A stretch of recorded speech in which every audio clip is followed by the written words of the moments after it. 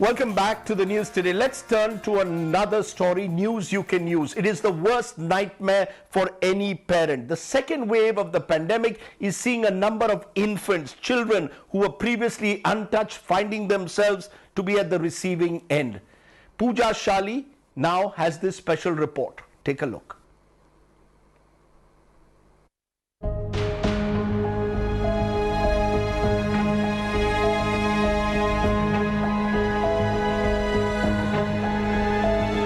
The second wave of the COVID pandemic has spared no one, not even little children.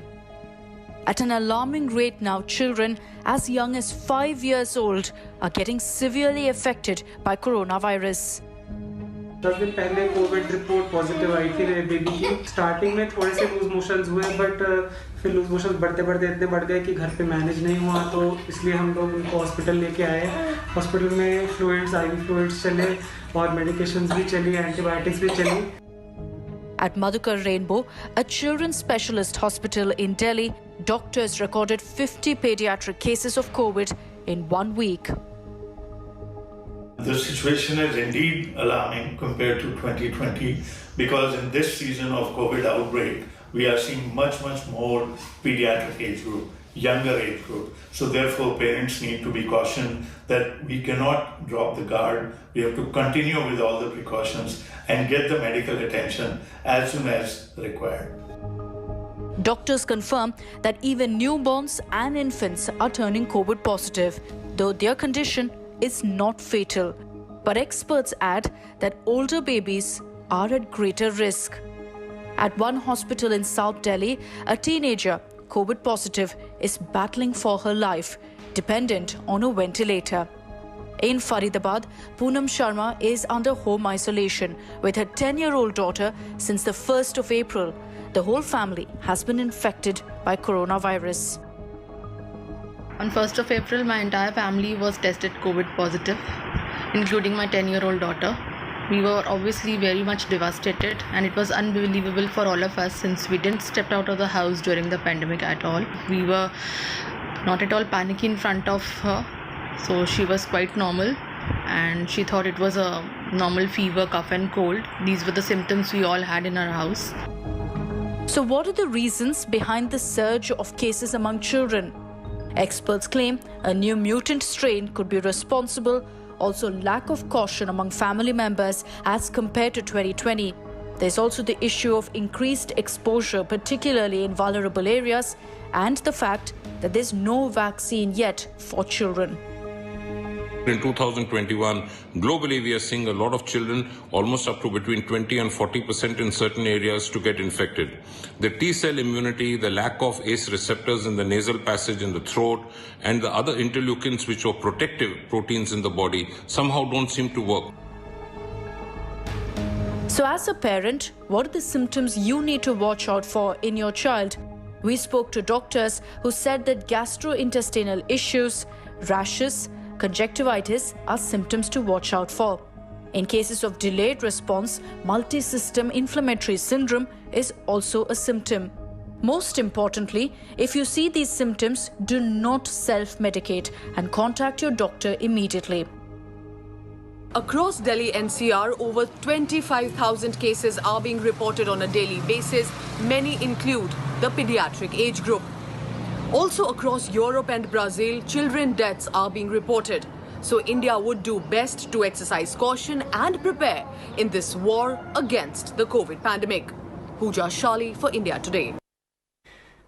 Let's then find out what should be done for infants. What's the ideal treatment for infants who may suffer from COVID-19? Dr. Bijal Srivastava is full-time consultant pediatrician at the Hiranandani Hospital in Mumbai, and Professor Anupam Sibal is Group Medical Director, Apollo Hospitals Group. Dr. Sibal, why don't you start? Tell us, is this now a serious threat? Are the numbers increasing of children? And are they particularly susceptible to COVID 2.0? Thank you, Rajdeep, for having me on your show.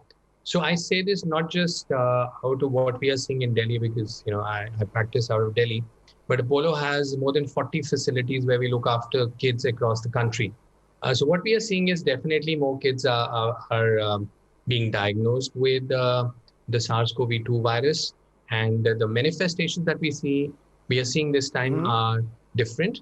While typically you have fever and cough and a sore throat and, generally feeling very weak, what we are definitely seeing this time is diarrhea and vomiting, which traditionally one does not associate with COVID-19. So that's different. The numbers are higher in Maharashtra than they are in other parts of the country. But having said that, the numbers are definitely more this time around than we saw last year. There could be multiple reasons for that. And as your report just mentioned, it could very well be the mutant and, how the mutant is behaving. But one reason that I definitely see, and I see that on the streets of Delhi and on the visuals that we see across channels, is the fatigue that has set in for this COVID avoidance behavior. And I call it the COVID avoidance behavior fatigue syndrome. So people are just tired. They want to throw their masks and, sanitation and social distancing is being given a miss. And it's been going on for 15 months. So people are tired. But, people keep saying, I haven't stepped out and I haven't been exposed. But when you're not wearing a mask, and if you meet someone, even for a brief period, and that person's carrying it and then develops symptoms 2 days later, well, then you've got it. And once you've got it, you're not masked inside the house, then others get it. And I think the proportion of kids might even be more, because not very many kids get tested. It's usually the adults who get tested. Kids don't get tested very often. So we have an issue here. But the good news is that most of the kids do really well. And so the message that needs to go out from your program is for parents to be cautious, but not to get unduly worried. Consult your pediatrician, take advice, don't ignore it, but don't panic. There is no reason to panic. In kids, it doesn't take usually a course for so you're getting saying into kids, ICU and so on. Yes, it does sometimes, occasionally, but not that often.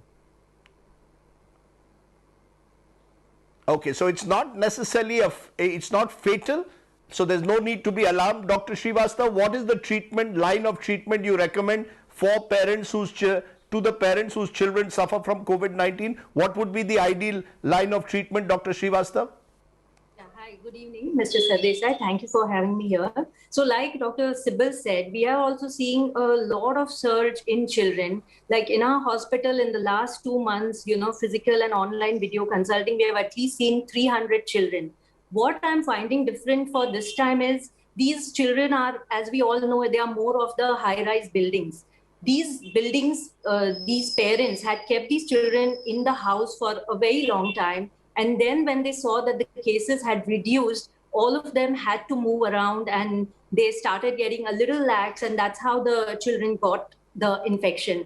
Also, what I'm seeing this time is the children are the beginning of the infection in the family. Like I normally get a call saying that my child is having fever, like he said, loose motions, vomiting, and runny nose. And, that's when I know that we are dealing with COVID. And till that time, the family has no other member who's affected. And this is what, this is a constant 7 to 10 calls keep on seeing per day. So what, and physically also, Dr. Srivastava, the treatment? What's the treatment? Sorry to intervene, but what's the ideal treatment? Yes. What's the treatment? So as the COVID in children we know is not very, very bad, what we ask them to do is keep a temperature monitor, but measure with a thermometer, use a right thermometer, which is underarm, and either it can be digital mercury. Try avoiding using the forehead thermometer. Sometimes they may not be giving you a right reading. Use paracetamol in the dose which is recommended by their doctors, by their pediatrician. Normally, we see the fever lasts for 36 to 48 hours. It ranges from 100 to 102. After that, some of them have loose motion, so we ask them to give a little probiotics and keep them hydrated. In COVID, there is no specific COVID treatment given to any child. What we give them is just a supportive medicine. That is in the form of zinc, which is given to them, a multivitamin, a vitamin C in some form, and what we give them is vitamin D if they are already not taking the vitamin D. We advise them that have at least, depending on their age and weight, give 1 to 3 liters of liquids in 24 hours. Allow them to eat whatever food they want, because in viruses they do not have taste. So many people would want to restrict some food items, like say some fruits or curds or yogurt, but that is not to be done. Let the child have whatever he is desiring. even if loose motions are there, it's not that we stop milk, because most of these toddlers and infants, they go back to drinking milk, which could either be animal milk or breast milk or formula. So do not stop that. See that their hydration is good. Give a bath and keep their skin clean daily. Do not overwarm them, okay? And then is when we ask them to, take a call whether they need to see a doctor. And I always tell them that these are your alert signs. Say if a child is 102 type of fever constantly, more than 48, 72 hours, in between the child is not becoming active. If the child is listless, not wanting to feed, has less urination, these are the reasons where they would have to come to the hospital emergency. In an older child, if they have cough, we advise them that, even 10, 12 years old can take an oxygen saturation, and adolescents can also do the 6-minute walk test. So I'll just tell what's the 6 minutes. So normally we take an oxygen saturation at rest. It is normally above 97, okay? Less than 95 is when we anyways ask you to come to us. After that, the person is supposed to walk for 6 minutes and take a saturation by oximeter again. If there is a drop by 4, then that means they may need to see us. That's when we might, sometimes we will do the test and we may find it's normal, we may not even do anything to them. If they are breathless, if they are feeling dizzy, if they have a fainting spell, these are the reasons to come to us in the first 14 days. But at the same time, most of the children, they do not come, they are doing well. But at the same time, we need to tell them something more, that look out for the PMS, the Kawasaki-like disease, which is supposed to be like a COVID long-term effect in children. So we tell them that in next 4 to 6 weeks, if you see high-grade fever, a severe stomachache, rashes all over the body, red eyes, red mouth, and any symptom which is worrying them, that is again when they are supposed to report to us. Okay. I just want a quick answer to someone, to a question that a friend has just asked me. Can a mother breastfeed her young child who may be COVID positive? Yes, Raj. She has to. Very quickly. Yes. Dr. Srivastava? Yes. She has. Yes, both of you. Please, Mr. Okay, so both of you are saying yes to that. Yes. Okay, so the answer is yes on that question. We would have time for many more questions. I hope I can get you on a longer show one of these days. We've run out of time, I'm afraid. But Dr. Srivastava, Dr. Sibal, as always, thank you very much. News you can use is also an intrinsic part of our coverage of COVID-19. We don't want to panic you. We want to provide you information. But we will hold the authorities accountable like they have to be for oxygen supplies, for example. So thank you all very much for joining me. Hello everyone, this is Rahul Kamal here. Hope you enjoyed this video. For the latest news and analysis, like and subscribe the India Today YouTube channel, and don't forget to press the bell icon to stay updated.